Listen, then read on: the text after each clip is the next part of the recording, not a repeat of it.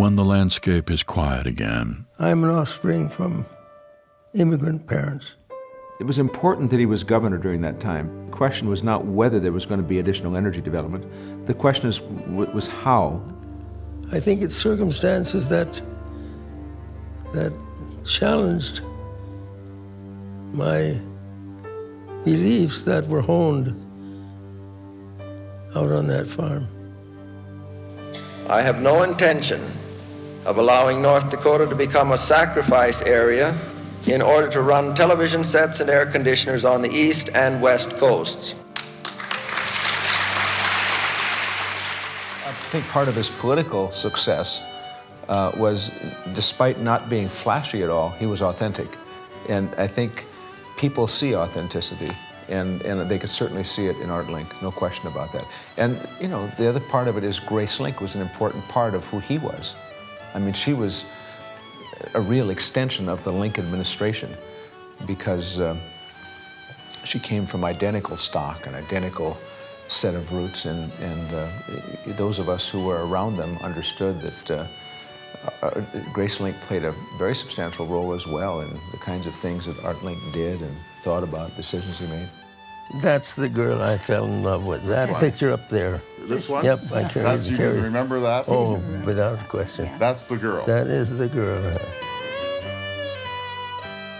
When he started to run for Congress, he didn't have any name identification, even though he'd been Speaker of the House. Nobody seemed to know who he was. He wasn't like a typical politician. He wouldn't go and just walk up to you and hold out his hand and say, "Hi, I'm Art Link running for Congress." That just was not his nature. Well, I mean, look, this is a period when Elvis was alive. I mean, you know, Art Link was not Elvis. There was no, I mean, Art Link was not, you know, a rock star, and he didn't send shivers through the bones of an audience. But this was a different time in politics. This was a time when people were, I think, closer to their government. They really did trust their government, felt that their government cared about them. And I'll never forget, we're campaigning, and I said, "Art, look, I'm going to fill up the car. Why don't you go inside and just shake hands?" I had to, you know, nudge him to do that, honestly. And he said, "Well, okay." So he goes in, and I'll never forget this. I walk in behind him, and he's talking to this young gentleman behind the stand there, and the young man says, "I know you. You're Art Link." Business, seeing as many people as possible and inviting as many people as I can to vote for me.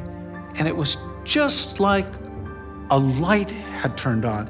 And from that day on, Art never had a problem in meeting, greeting, and extending himself to people. Politics at its best, you have leaders emerge where they grow up, they internalize the values and the ethos of the place and bring all that as they step forward, or events propel them forward toward more of a public application of their talent. Well, that sure happened with Art. You know, he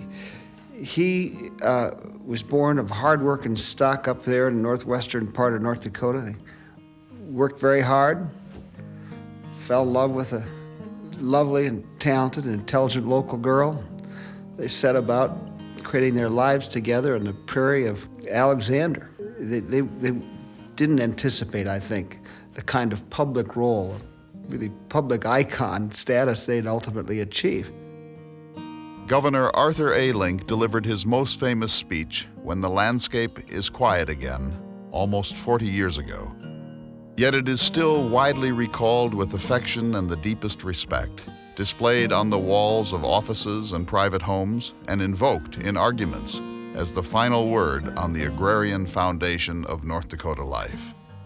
And now, as a second and much more dramatic energy boom comes to the Northern Plains, Art Link's words about the timelessness of grass and grain are more than a historical legacy. When the landscape is quiet again is a cry of warning by a son of the North Dakota soil whose authenticity is beyond question. It is not merely a statement of who we thought we were, but also a vision of who we might still be. How deep the legacy of Arthur A. Link is rooted in the North Dakota soil depends upon those whose lives are still largely before them.